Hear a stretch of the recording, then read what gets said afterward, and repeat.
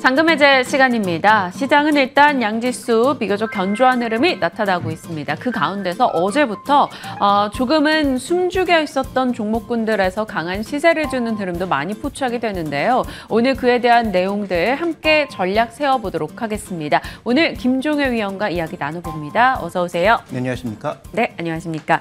어제 코스피 쪽은 제약바이오가 조금 힘을 내줬고요. 코스닥에서는 게임주가 강한 시세를 보여줬습니다. 오늘 장도 조금 연속성을 띠고 있는 상황인데 이 게임주 상승에 대해서 어찌 보시는지 의미 부여해도 될까요? 일단 우리가 한 3가지 정도를 봐야 될 것 같은데요. 네. 미국 시장에서 얼마 전에 반등할 때 금융주들이 반등했잖아요. 대부분 신저가에 있는 종목군들이 반등을 주도했다 이렇게 볼 수 있는데 그걸 어떻게 해석해 볼 수 있을까? 저는 낙폭과대주의 반등이라고 생각하거든요. 네. 게임주도 그런 개념에서 한 가지 생각해 볼 수가 있겠죠. 두 번째는 이 시간을 통해서 NC소프트를 말씀드린 적이 있는데 NC소프트에 대해서 말씀드렸던 핵심 포인트는 내가 남들과 같아? 였죠. 그러니까 게임주들이 뭐 여러 가지가 안 좋아서 다 빠진 건 오케이. 그런데 NC소프트가 뭐 실적을 보니까 과연 급락한 뭐 NFT 코인 때문에 급등했던 그런 종목과 같은 레벨인가? 그러면 이 종목이 어디까지 반등하는 것이 합리적인가에 대한 고민을 말씀드린 적이 있는데 네. 뭐 그런 개념에서 이제 게임주들 간의 또 차별화가 일정 부분 나타난다라고 볼 수 있을 것 같습니다. 그러니까 기본적인 베이스는 낙폭과대주의 반등인데 낙폭과대주의 반등이 진행되다가 각 종목의 어떤 모멘텀에 따라서 조금씩 차별화될 수 있다는 것을 기본적인 개념으로 가져가셔야 될 것 같고 또 하나의 이제 반등의 포인트는 결국 위믹스가 되겠죠. 위믹스가 테라, 루나 이런 것들이 문제가 생기는 구간에서 난 달라라고 했습니다만 과연 다를지는 모르겠지만 어쨌든 바닥에서 반등하면서 관련된 종목의 반등의 모멘텀을 마련해 줬다라는 것. 그래서 종합해 보면 그냥 그 전체적인 순환매의 일환일 뿐이다. 그런데 그 종목들 안에서는 개별 모멘텀에 따라서 차별화될 가능성이 굉장히 높다라고 봐야 될 것 같고요. 그래서 뭐 게임주 투자할 만하냐, 지금부터 더 담아도 되느냐, 저는 아니라고 보고 있고 제한적인 반등 정도의 수준을 좀 봐야 되지 않느냐 이렇게 보고 있습니다. 네, 알겠습니다. 증권사에서도 어제 좀 발빠르게 리포트 등을 냈었었는데 조금은 산적한 문제들이 쉽게 해결되기는 어렵다, 좀 보수적으로 보자라는 의견들도 꽤나 많았으니까요. 어떻게 활용하실지 좀 생각해 보시길 바랍니다. 다음 특징주성의 종목이에요. 어제 포스코 관련해서 그룹사적인 소식이 있었어요. 엑슨모빌과 함께 기술 협력해 왔고 그 부분에서 기술 승인을 받았다 뭐 이런 얘기로 시간외에서 포스코 그룹주들이 전반이 강했었고요. 오늘장 포스코 엠텍이 한 16% 올라갑니다. 세계 최초로 고망강간 이 엑슨모빌 승인을 받았다 뭐 이런 소식이 들려왔는데 결국엔 이게 LNG와 또 연결되는 쪽이거든요. 어찌 보세요? 포스코 엠텍 뭐 메리트 있나요? 네, 이게 시총이 작은 종목이잖아요. 그런데 이렇게 급등하는 이유는 포스코가 이 회사에게 그 고망간강과 관련된 사업 부분을 위탁했다는 거죠. 그래서 이제 이 종목이 이제 각광을 받고 있다라고 보셔야 될 텐데 뭐 이런 종목군들이 얼마나 갈지 뭐 그걸 알기는 쉽지 않습니다. 그리고 오늘 대량의 거래량이 발생했고 대량의 어떤 이 모멘텀이 발생했으니까 아마 저는 뭐 추가 상승할 가능성은 조금 있다고 보는데요. 다만 중소형주이고 관련된 뉴스를 아마 오늘 주가가 급등하면서 일정 부분 반영한 것을 보면 지금부터는 좀 변동성이 발생할 수 있는 구간이기 때문에 결론적으로 말씀드렸을 땐 오늘 발생한 이 상승 갭이 공교롭게도 연중 고점을 살짝 넘는 수준에서 상승 갭이 발생했단 말이죠. 네. 그러면 기술적으로 전고점 돌파가 이 대량의 상승 갭으로 이루어졌다면 그것도 대량의 거래를 수반하고 있다면 이게 이제 강력한 지지선이 될 수 있는 그런 라인이라는 것인데 기술적으로 보면 이런 기술적 라인을 쉽게 무너뜨리지 않으면서 긍정적 재료를 반영하는 과정이라면 저는 뭐 단기적인 흔들림은 있을 수 있겠지만 여기서 이제 한 단계 레벨업을 준비하는 과정이라고 봐야 될 것 같고요. 본질적인 수혜는 포스코에 있으나 포스코보다는 시장이 좀 더 빠르게 움직일 수 있는 중소형주에 포커스를 맞출 경우에는 이 종목의 단기적인 반등이 좀 더 이어질 수 있다. 그 기술적인 지지선을 잘 확인하면서 가는 것이 좋겠다라고 보고 있고 뭐 이미 가지고 계신 분들이라면 고민이 없겠지만 신규 매수를 이 자리에서 해도 되나를 고민하시는 분들에게 드리는 말씀입니다. 네. 그래서 현재의 상승 갭이 강력한 지지선으로 작용하는 것을 확인하고 사셔도 늦지 않지 않겠느냐. 호재는 오늘 주가의 일정 부분 녹아 있다라고 봐야 할 것 같습니다. 네, 알겠습니다. 오늘 뭐 특징적인 흐름을 보여서 좀 점검을 해봤고요. 보유자분과 신규 매수 관점의 접근은 다르다라는 점 참고하시길 바랍니다. 자, 잔금 해제 종목으로 넘어가 볼게요. 첫 번째 종목은 모두들 궁금해하는 대형주 중에 하나입니다. 바로 롯데케미칼, 성장이 필요한 우량주. 포인트 한번 잡아볼게요. 롯데케미칼 같은 경우도 참 주가 흐름이 재미가 없습니다. 그런데 증권가에서는 계속해서 목표가를 좀 낮춰요. 근데 뭐 더 나빠질 거 없다 뭐 이렇게 얘기를 하면서도 목표가는 하향 조정하니 심리가 좀 위축되는데 뭐 사업부가 그렇게 나쁜가요? 일단 우리 가장 먼저 살펴봐야 될 것은 어저께 이제 급락한 일진머티리얼즈를 살펴볼 필요가 있겠는데 네. 왜 롯데케미칼에 대해서 나쁜 평가를 하느냐? 이 기업이 미래가 있느냐? 근데 투자는 굉장히 많이 했잖아요. 네. 뭐 말레이시아 타이탄도 사고 미국에도 투자하고 엄청나게 이제 투자를 많이 했는데 그 투자한 사업들에 대해서 향후 성장성이 있느냐? 그러다 보니까 롯데케미칼 같은 경우에 빠르게 뭐 수소도 하겠다, 뭐도 하겠다 이렇게 여러 가지 내놓고 있고 지금 현재 이 회사가 하려는 미래 사업 중에 하나가 2차 전지 소재 쪽입니다. 그래서 네. 뭐 분리막 관련된 얘기가 지금 나오고 있는데 공교롭게도 일진머티리얼즈가 잘 되는 사업을 판다고 하니까 어저께 주가가 급락한 것이고요. 그러면 누구한테 팔 건데를 되물어봤더니 롯데그룹주 얘기가 슬슬 올라오고 있는 거죠. 그런데 이것은 이제 두 가지를 우리가 살펴보셔야 됩니다. 인수한다면 저는 롯데케미칼에 필요한 것은 성장이었기 때문에 네. 성장이라는 측면에서 보면 분명히 긍정적인 모멘텀이 있는데 뭐 예를 들어서 말도 안 되는 가격에 산다면 그 성장을 다 잡아먹을 수 있겠죠. 그래서 현재 구간에서 우리가 주목해 봐야 될 것은 아직 뉴스가 확정되지 않았기 때문에 여기에 뭔가 베팅을 하기 어렵지만 산다면 저는 일단 호재다. 굉장한 호재다라고 보고 있으나 사는 그 가격이 시장의 예상치를 넘어서는 뭐 예를 들어서 뭐 경영권 프리미엄을 엄청나게 얹어준 뭐 그런 가격에 예를 들어서 매매를 한다든지 아니면 최근에 이제 이렇게 대주주에게만 뭔가 혜택이 돌아가는 게 워낙 시장 분위기가 좋지 않기 때문에 뭐 예를 들어서 뭐 자사주 매입이 아니라 이 개인 주주들까지 매수해주는 매수 청구권을 만약에 행사하게 된다면 그 가격은 또 얼마가 될 것인지 이런 여러 가지 변수들이 좀 확인해야 된다라는 것이죠. 그래서 아직까지 이 뉴스는 우리가 확정되지 않았으니까 이것만 가지고 이 종목에 대한 밸류 평가나 아니면 모멘텀 평가를 하기는 어렵지만 어쨌든 돈이 있는 롯데그룹과 이유를 잘 모르겠지만 팔고자 하는 일진그룹의 그 이해관계가 맞아 들어서 적절한 가격에 만약에 판매가 된다면 저는 롯데케미칼이 가장 부족했던 성장성이라는 측면에서 하나의 날개를 달아줄 수 있다는 측면에서 분명히 주목해 봐야 되는 이슈다. 그래서 다시 한번 말씀드리지만 이 결론을 제가 염두에 두고 말씀드리는 게 아닙니다. 네. 인수된다면 긍정적인데 얼마의 가격에 사느냐는 반드시 한번 짚고 넘어갈 필요가 있겠다라는 말씀으로 일단 언급을 드리겠습니다. 성장을 위해서 롯데 측에서는 뭐 전기차, 수소, 요즘에 관심을 굉장히 많이 피력하고 공격적인 투자 의지도 내놓고 있는데요. 결과를 조금 봐야 되는 부분인 것 같습니다. 일단은 우리가 이걸 인지는 하고 있어야겠죠. 자, 그럼 두 번째 포인트 가겠습니다. 결국 실적과 밸류 평가인데 이 실적이 조금 애매모호했던 게 매출은 괜찮았는데 영업이익이 조금 꽤 많이 줄었다라는 소식이었잖아요. 그렇죠. 결국은 유가가 올라가면서 나프타 가격은 동행해서 같이 올라가는데 제품 수요는 최근에 중국에서 이게 워낙 들락날락 하다 보니까 올라가는 나프타 가격을 제품 가격이 못 쫓아간다. 네. 그러면 이건 당연히 이 스프레드가 망가지는 것이고 이익이 안 좋아질 수밖에 없는 그런 상황인 것이죠. 그래서 지금 준비된 그림을 좀 보시면 전체적으로 지금 봤을 때 이익률이라든지 그다음에 평가하는 PBR 지표라든지 이런 것들이 굉장히 낮아져 있는 상황입니다. 그래서 말씀하셨던 여러 가지 악재들이 주가에 저는 충분히 녹아있다라고 보기 때문에 그러면 여기서 중요한 것은 아까 말씀드렸던 첫 번째 이슈 뭐 일진머티리얼즈의 사업부를 인수한다라고 하는 뭔가 긍정적인 재료를 좀 터뜨려주면 현재의 밸류는 좀 싸다라는 것을 부각할 수 있는데 현재 시장의 시각은 계속 그 목표가도 낮추고 부정적으로 보고 있는 것은 이 사업이 앞으로 과연 미래성이 있어? 라는 것을 계속 반문하고 있는 거죠. 그러니까 역대 밸류에서 거의 최저 수준까지 떨어져도 좀처럼 반등하지 못하고 앞으로도 별로 좋아질 게 없다. 기껏해야 뭐 기다려봐야 뭐 하반기 정도에 중국 경제가 다시 재개되고 중국이 지금 주요 화학 제품들의 전반적인 가격이 굉장히 중국 내에서도 막 흔들리고 있는데 네. 그런 것들이 좀 안정되면 그때쯤 올라오지 않을까라는 기대를 하고 있는 것이죠. 그래서 지금 정리해서 말씀드리면 일진머티리얼즈의 성장성을 더할 수 있을까를 빼고 나서 봤을 때도 이 기업이 어느 위치에 있느냐. 저는 조금 싼 위치에 있다.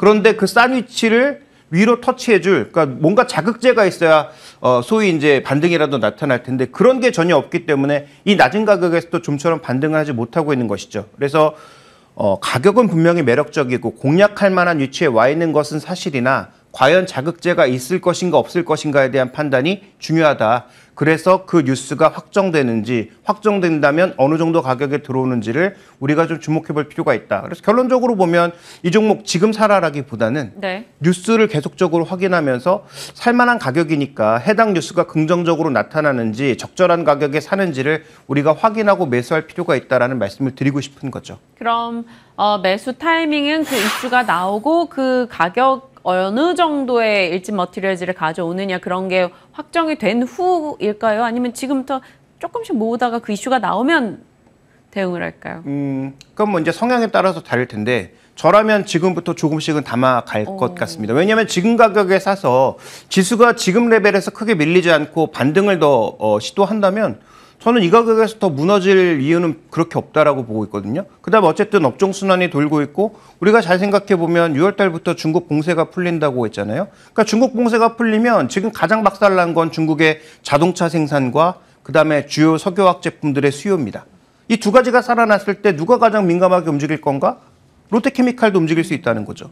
그렇게 본다면 지금 현재 가격은 모아갈 가격이다. 다만 내가 100을 산다고 했을 때 지금 100을 다 넣어야 되느냐? 그렇진 않다는 거죠. 그래서 지금 뭐 한 10, 15 이런 식으로 조금씩 사 모으다가 조정을 이용해서 사 모으다가 일진 머티리얼즈 관련된 이슈가 터졌을 때 뭐 만약에 뭐 급등을 한다면 그때는 또 다시 뭐 생각을 달리 해볼 수 있겠지만 현재 가격대는 저는 분명히 매력적이라고 보고 있고요. PB 관점에서는 뭐 0.3배 말도 안 되는 가격이니까 PE 관점에서 보면 PB 네. 관점에서 보면 너무 싸다. PE 관점에서도 지금 밴드의 하단을 계속 붙여가고 있습니다. 이건 앞으로 이익이 좋아진다고 하더라도 이 기업의 성장성이 없다라는 것을 굉장히 낮게 보고 있다는 뜻인데요. 그래서 여기 일진 머티리얼즈가 더해지느냐 아니냐는 굉장히 중요한 이슈가 될 수밖에 없는 거죠. 어쨌든 결론적으로 현재 가격은 싸고 모멘텀을 기다려야 되는 그런 자리라고 판단해 본다면 저는 뭐 분할 매수 정도는 충분히 가능한 가격이라고 보고 있고요. 그러면 일진 머티리얼즈와 관련된 내용 잘 모르잖아요. 어떤 식으로 전개될지. 네. 비싸게 살 수도 있는 거고. 그럼 그 이슈를 빼더라도 이 기업이 메리트가 없느냐? 메리트 있다는 거죠. 그러면 어느 정도까지? 저는 PB 관점에서 한 0.5배의 수준이라고 볼 수 있는 한 25만 원. PE 관점에서 봤을 때도 한 7배? 그 정도 수준까지는 올라도 우리가 크게 부담을 느낄 만한 자리가 아니라고 보고 있고 정말로 지수가 여기가 저점이라서 뭐 3점까지 오르긴 힘들겠지만 일정 부분의 반등을 만약에 여름에 한다면 그러면 이 종목도 어느 정도의 레벨업은 가능한 것이죠. 그래서 일진 머티리얼즈 이슈를 아예 빼고서 보더라도 저는 한 25만 원 정도까지의 반등은 지수 반등과 더불어서 나타날 수 있는 종목이 아닌가 이렇게 판단하고 있습니다. 다만 매수는 여러 가지 변수를 고려했을 때 분할 매수하는 것이 좋겠다라고 보고 있습니다. 네, 롯데케미칼에 대한 이야기 해주셨습니다. 작년 초 이후로 정말 빛보지 못하고 있는 종목인데요. 그만큼 좀 가격 메리트가 어느 정도 있는 자리이기도 하고 기대해 볼 만한 이슈도 있으니까요. 뭐 공격적이진 않더라도 좀 관심을 두시는 건 필요할 것 같습니다. 첫 번째 종목이었고요. 두 번째 종목 확인해 보시죠. 오늘 뭐 어찌 보면 가장 뜨거운 쪽 중에 하나가 바로 신재생 태양광 쪽인 것 같아요. 하나솔루션입니다. 바이든 버프 받고 점프? 일단 오늘 주가는 굉장히 강하게 진행이 되고 있는데 어찌 보실지 궁금해요. 미국과 협력 가능성 하나솔루션 회사 자체에서는 대표가 굉장히 기대하는 목소리를 내놓긴 했거든요. 네. 앞으로 괜찮다고 보십니까? 이것도 우리가 지금 확정적으로 뭘 말씀드리긴 어려운데 일단 IPEF 같은 경우가 중국을 공급망에서 최대한 배제하는 방향으로 가고자 하는 네. 거잖아요. 근데 중국의 공급 과잉으로 인해서 가장 피해를 본 산업이 우리가 태양광임을 고려해 봤을 때 중국을 일정 부분 그러니까 다 한꺼번에 배제할 수는 없을 거고요. 왜냐하면 이미 그 미국 기업들이 중국의 태양광 업체들과 맞물려 들어가 있는 부분들이 너무 크기 때문에 네. 이걸 단숨에 뭐 다 깨고 뭐 한국으로 옮긴다? 이건 뭐 제가 보기엔 거의 불가능한 얘기입니다. 그래서 뭐 단계적으로 진행만 한다고 하더라도 제가 보기에는 분명히 가능성이 있다라고 보고 있기 때문에 이 부분에 있어서는 우리가 좀 주목해 볼 필요가 있겠다. 그다음에 또 하나 제가 가장 주목하는 것은 일단 준비된 그림을 좀 보여주시면 네. 향후 태양광의 핵심 포인트가 무엇이냐. 준비된 그림에서 보시는 것처럼 그 공격적으로 이렇게 발전소를 만드는 게 핵심일까? 저는 아니라고 보는 거죠. 이제 태양광의 핵심은 각 가정에 따라서 각 가정에서 좀 더 전기료를 싸게 쓸 수 있는 혹은 전기차에 그 충전을 하는 데 있어서 과거 이제 우리가 많이 얘기했던 그 테슬라의 네. 그 충전 시스템 뭐 이런 것들처럼 그런 형태로 갈 가능성이 저는 충분히 있지 않느냐라고 보고 있습니다. 그런 관점에서 봤을 때 우리가 주목해봐야 되는 기업들은 일단 뭐 국내 OCI 같은 기업들도 주목해봐야 되겠지만 미국의 기업들, 미국에서 고효율 인버터를 만드는 그런 기업들에 대한 관심도 저는 그래서 이어간다라고 봐야 되는 것이죠. 그래서 이 태양광 수요의 전반적인 개선 자체가 유럽 혹은 미국의 전반적으로 가정용 수요가 늘 수 있다라는 쪽에 초점을 맞춰보면 그러면 그와 관련된 셀, 모듈, 그다음에 그 인곡과 관련된 폴리실리콘 관련된 부분들에 있어서 일정 부분 좀 긍정적인 모멘텀이 나타날 가능성은 있지 않느냐 이렇게 좀 봐야 될 것 같습니다. 네. 사실 바이든 정부 들어올 때만 해도 이 태양광 신재생에 대한 기대가 굉장히 강했었거든요. 근데 뭐 풍력이야 바람이 들쭉날쭉해서 그렇다 치지만 지금 뭐 온 세상이 폭염이라는데 빚은 쫙쫙 내리쬐잖아요. 근데 왜 태양광이 못 갔을까요? 네, 태양광이 못 간 이유는 결국 실적이죠. 아까 말씀드렸던 대로 준비된 그림으로 보시면 실적 자체가 왜 부진했느냐. 지금 이 폴리실리콘 가격은 좀 올랐어요. 그래서 네. 오늘 지금 주가도 보시면 OCI가 엄청 강하잖아요. 하나솔루션보다도 더 강한 모습 보여주고 있는데 셀 모듈 가격은 여전히 저 바닥에 붙어 있습니다. 그래서 전체적으로 지금 셀 모듈의 공급의 가장 핵심 포인트는 아까 말씀드렸던 대로 중국이 지금 직접적으로 미국에 공급하는 게 막혀 있었더니 동남아를 이용해서 우회 수출을 했단 말이에요. 그러니까 이런 부분으로 계속 피해가면서 공급 과잉이 좀처럼 없어지지 않았던 거죠. 그런데 만약에 그 루트마저 IPEF 때문에 막힌다면 그러면 이 미국에 이제 공급을 하는 퍼스트 솔라라든지 하나솔루션 같은 기업들에 뭔가 우리가 모멘텀을 줄 수 있지 않을까? 그래서 저는 지금 상황이 좋은, 그러니까 밸류에이션의 프리미엄을 받을 수 있는 폴리실리콘 업체가 지금 당장은 좋아 보이지만 만약에 미국이 정말 중국의 공급망을 제한하는 모습으로 갈 경우에 누가 가장 수혜를 받을 거냐? 이 바닥에서 기고 있는 셀 모듈 업체들의 무게를 좀 둬야 되지 않을까라고 판단하고 있는 거죠. 네. 주가도 OCI가 최근 좀 더 탄력적으로 올라오면서 하나솔루션과 갭을 벌리고 있거든요. 하나솔루션은 아시다시피 계속 내려오지 않았습니까? 그래서 1분기 실적이 예상보다 뭐 나쁘지 않았음에도 불구하고 갭을 벌린 모듈 업체, 셀 모듈 업체 쪽에 좀 더 우리가 장기적으로 본다면, 그러니까 지금 당장은 OCI가 좋아 보이지만 좀 더 기간을 늘려봤을 때 어느 쪽이 좋을까에 대한 고민을 해본다면 저는 주가도 상대적으로 더 내렸고 그 다음에 가격이 변화했을 때 모멘텀이 더 강하게 붙을 수 있는 것은 셀 모듈 업체 쪽이다라고 보고 있기 때문에 뭐 퍼스트 솔라라든지 하나솔루션 같은 기업들에 대한 관심을 만약에 미국과 우리가 뭔가 협업을 한다고 생각했을 때 좀 더 방점을 찍어야 되는 것이 아닌가 이렇게 보고 있습니다. 네, 이 하나솔루션 OCI와의 조금 스토리를 같이 얘기를 해주셨는데요.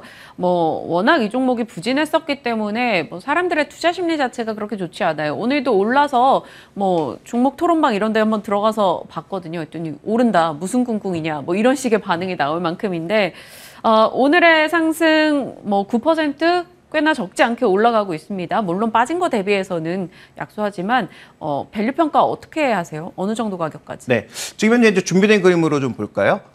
지금 뭐 PE 관점이나 PB 관점이나 모두 별로 안 좋은 건 사실인데 이 종목도 아까 앞서 말씀드렸던 롯데케미칼과 마찬가지인 거죠. 태양광? 좋아지고 있다고 하는데 적자가 줄고 있는 정도지 과연 좋아질 수 있느냐. 그러니까 너무 오랫동안 그렇게 계속 적자를 내다 보니까 이제 사람들도 지친 거라고 판단해야 될 것 같고요. 그러면 뭐 가성수다를 포함한 나머지 사업부는 좋으냐? 이것도 중국 시황의 영향을 받으니까 1분기 조금 반짝했는데 2분기는 둔화될 가능성이 높단 말이죠. 그러면 이익 관점에서는 여전히 큰 메리트가 없다라고 봐야 될 텐데 아까 제가 말씀드렸지만 이 종목의 밸류는 어느 위치에 있느냐를 보는 것도 중요하지만 더 중요한 것은 과연 탄력적으로 바꿀 만한 모멘텀이 발생하느냐가 더 관건이라고 보고 있고 그래서 IPEF를 포함해서 미국의 이제 예산 집행 그러니까 태양광과 관련된 이런 예산 집행이 아직까지 굉장히 제한적이었는데 거기에 굉장히 회의적이었던 최근에 뭐 조멘친 의원도 좀 약간 뭔가 그 자신의 생각을 돌리고 있다. 오히려 자기가 법안을 내고 있다. 뭐 이런 얘기가 나고 있는 상황이다 보니까 그와 관련된 법안이 통과되면서 어차피 뭐 정치적으로 봤을 때 바이든도 11월 중간 선거에서 이기기 위한 전략을 짜려면 뭔가 투자도 많이 해야 되고 해외에서 투자도 많이 받아와야 되는데 해외에서 투자 받아오는 것은 지금 IMF를 중심으로 일정 부분 되고 있는 거잖아요. 그럼 내수 투자를 활성화시키고 내수 소비를 끌어올릴 수 있을 만한 그런 여건들을 만들어야 되는데 그러면 그동안 집행하지 않았던 이런 ESG와 관련된 자금들을 집행한다면 결국은 거기에서 수혜를 받을 게 누구냐에 대한 고민이 필요하다라는 거죠. 그러면 저는 뭐 유럽과 미국에서 수혜를 차지하고 있는 큐셀, 그다음에 퍼스트 솔라 이런 종목군들의 셀과 모듈이 좀 더 강세를 받을 가능성이 있다라고 보고 있기 때문에 밸류에이션 매력도 있지만 밸류에이션 매력보다 정책 모멘텀을 받아갈 수 있다라는 측면에서 하반기를 노린 매수는 충분히 가능하다라고 판단하고 있고 제가 보는 1차적인 목표 가격은 한 39,000원 정도까지 가야 될 것 같습니다. 롯데케미칼, 하나솔루션 많은 개인 투자자들의 고민을 안겨줬었던 종목들입니다. 현재 진행형이고요. 이들에 대해서 지금 조금 바라봐야 되는 시각 정리를 좀 해주셨어요. 하나솔루션에 대해서는 일단 목표주가 39,000원 설정을 해보고 저희 지켜보겠습니다. 자, 김 의원님과 함께 오늘 각 종목에 대한 비밀 풀어봤습니다. 다시 보기 가능하니까요. 유튜브 체크 한 번 더 하시길 바랄게요. 김종혜 위원과 함께했습니다. 고맙습니다.